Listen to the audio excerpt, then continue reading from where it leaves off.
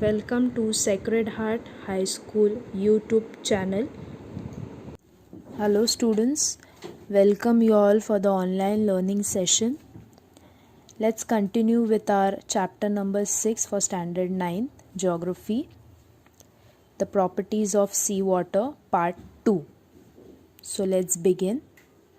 In this part, we are going to study salinity, Dead Sea and the density of seawater. So let's begin with the first part, that is salinity. What is salinity? The uneven distribution of temperature on earth, uneven supply of fresh water, etc. affects the salinity of seawater. In tropical zone, if you see, the temperature is very high and the rate of evaporation is also very high. So therefore the salinity is also very higher. Around 5 degree north and south of the equator, if you see, in the equatorial calm belt, the sky is totally cloudy and it is for long period of time, and convectional rainfall occurs every day. Large rivers like Congo and Amazon in the equatorial regions meet the sea. Therefore, the supply of fresh water is abundant, but because of higher temperature, the rate of evaporation is more, and therefore the seas in these areas are more, or you can say high in salinity, that is more in saline. Okay. Now if you see in the mid latitudinal zones, that is from 25 degree to 35 degree north and south, rainfall is very less and the supply of fresh water from rivers is also less because the rainfall is less, and this zone has the hot deserts of the world. Thus, the salinity of the sea is found to be higher over here. And if you see in the temperate regions, the sun rays are slanting and therefore the temperatures are lower. Now because of the melting of the snow, the supply of water is also more, and therefore in this zone salinity decreases with increasing latitudes. If you see in the polar areas, temperatures are very low, evaporation is also very less in polar areas, so definitely the salinity is also very low.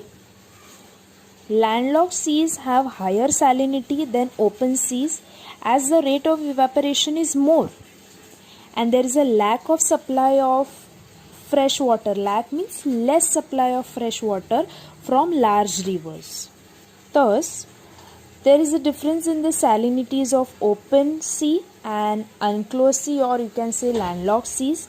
For example, the average salinity of the Mediterranean Sea, if you see, that is 39%, while the salinity of the most saline ocean, that is the Atlantic Ocean, is 35%.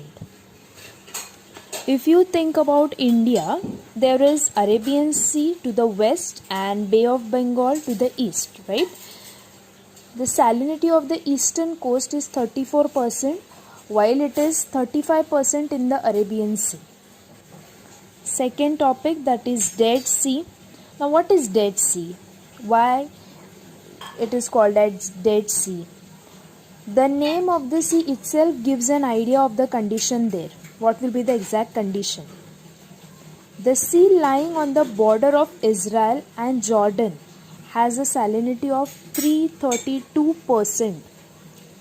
The average salinity of ocean is 35%. Jordan is only large river which is meeting this sea. So low rainfall, low supply of fresh water and high evaporation are the reasons of high salinity in this sea. There is no life here except few unicellular organisms.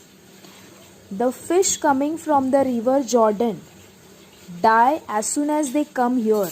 As soon as they come contact with this salty water, the fishes die. And this is only because of the high salinity. The saline pillars have developed. Some of them come out on out on the surface. The density of water is also high because of higher salinity. Therefore, one can never drown in the sea. We can easily float when we go in the seawater. Another characteristics of the Dead Sea is that the land here is below the mean sea level.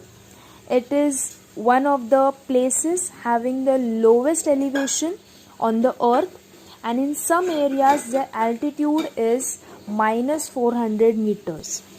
Next we have the density of seawater. Now what is density of seawater?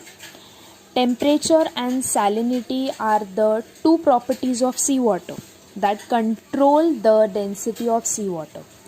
Now if temperature reduces, density of water always increases. Cold water is denser and so is saline water. As compared to salinity, temperature affects density more. Hence, if you see, sometimes more saline water has lower temperature at the surface, but still the density of such water is more than other water. Now on the contrary, seawater having higher temperature and low salinity can have lower density. Now look at the figure 6.10. The graph shows salinity, temperature and density with reference to the depth of the seawater. Now you know that the density of the water is dependent on temperature and salinity. If you see the graph carefully, you will realize that after a certain depth means deepness, there is no change in these factors. Which factors? That is temperature, salinity and density. The change can be seen up to the depth of about 500 meters. The slopes of the curves of the graph are varying for all the three factors, but below the depth of 1000 meter there is no change. In all the three factors, the graph remains constant. Generally, if you see, we can call the sea water up to the depth of 500 meters as surface water. This water gets affected by ocean currents and sun rays. Ocean currents means warm ocean current and cold ocean currents. And even the sun rays affects this water. We can see the movement of this waters in the form of what? That is ocean currents, warm ocean current and cold ocean current. At greater depth, winds, sun rays and currents do not affect these properties, because earlier we have studied ocean currents, that is warm ocean currents and cold ocean currents, they reach or they make their movements only till 500 meters of deepness. So below that there is no such changes occurring. They do not affect this all properties, and therefore after around 1000 meter depth there is no change in these three factors, that is distribution of temperature, salinity and density of seawater. The ocean currents are generated because of difference in the properties of seawater. They act as temperature controllers at the global level. Now if you see, the distribution of temperature gets controlled due to what? That is due to the ocean currents, that is warm ocean current and cold ocean currents. Always remember, the distribution of temperature is controlled only with the help of ocean currents. Thus, the climate of the earth gets affected by ocean currents. And the ocean currents which are coming from poles, that is from North Pole or South Pole to the equator, those are cold ocean currents, flow towards equator, comes in a contact with warm ocean currents, or equators to polar region. When it reach, it is always warm ocean currents. So this was all about salinity, Dead Sea and density of seawater. With this we have completed with our part 2 as well as chapter number 6, that is properties of seawater. Thank you.